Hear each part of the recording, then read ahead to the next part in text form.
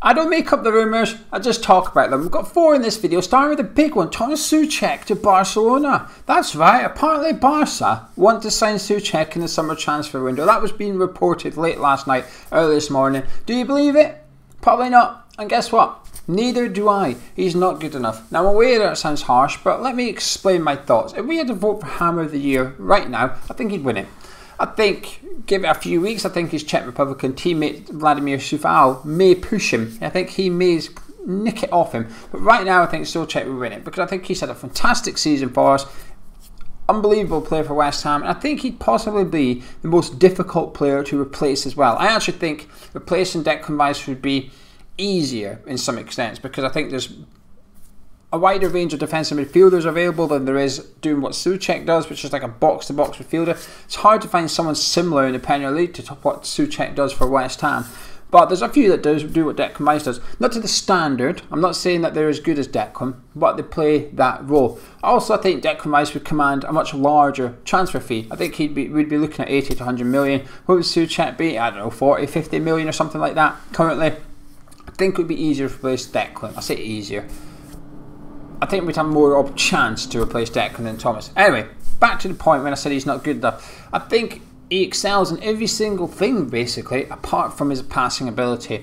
And that is what I think will stop him going on to play for a side better than what West Ham are. If you take the Premier League clubs, if you want to progress from West Ham, there's only a few you can go to now. Man City, Liverpool, Man United, Chelsea.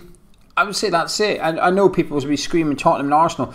I'm not saying they're not bigger clubs than West Ham, but where we are currently. Leicester as well. But would he get in ahead of Tielemans and Ndidi? I'm not sure he would, you know. I'm not sure Rodgers would break up that partnership that they've got going there. And I don't think his passing ability is good enough for the other sides. I think he's got everything else, but just that technique on the ball just stops him. And that's not a bad thing. That's where I think West Ham almost becomes a perfect club for him because he's, you know, a key player. The first name on the team sheet week in, week out at the minute. Like I said, incredible season. But the transfer fee rumoured for the Barcelona was 26 million. I mean, we know that's not going to happen. Anyway, done with that one. The main one, before I get into it actually, let me just push my button here. Subscribe to the channel, there you go. If you haven't already subscribed, it's completely free. We're just not far away from 17,000 subscribers, so if you haven't already subscribed, please do. It made me feel happy. But Balbuena looks like he's away to leave West Ham. A couple of weeks ago, Balbuena confirmed that West Ham have an option in his contract to renew it. Just like that. They've got a clause. West Ham got a clause in there. I assume I think it's a 1-year automatic status, which we haven't activated yet. And in the last 24 hours, it suggested he's on his way back to South America, most likely to play for a Brazilian side. But, you know, I would be disappointed if he left, actually. I'm aware we're quite strong in that area. Ogbonna, Diop, Dawson, Alves coming through, and you know that we're heaving rave reviews about him so far, which is expected. He came with a decent reputation for his age, so we have to assume that there's a little bit of faith in him stepping up.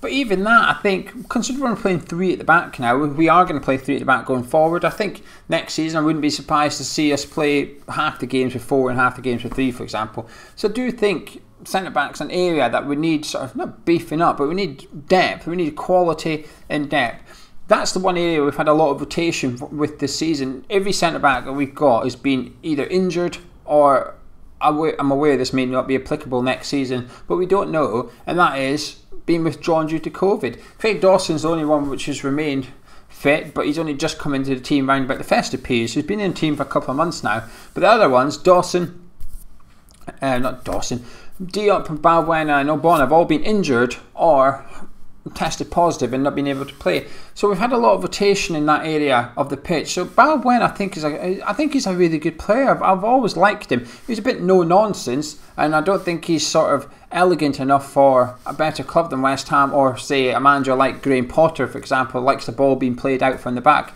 I don't think he'd cope very well in that system. But we don't do that. That's not how we play. He suits the way we play. He suits Darren Moyes, I think. I think he suits the way that, you know, we turn up against Leeds United and play on Monday. I think he would play well.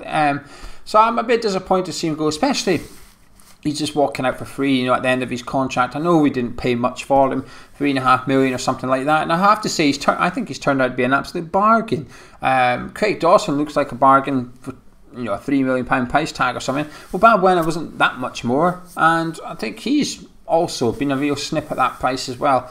But it looks like Moyes doesn't fancy him that much. I mean, I thought he was going to depart last summer. It looked like he was on his way out then, but he sort of come back in the team and stayed in on merit due to form, but back out the team due to injury, and he can't get back in again with Diop in there.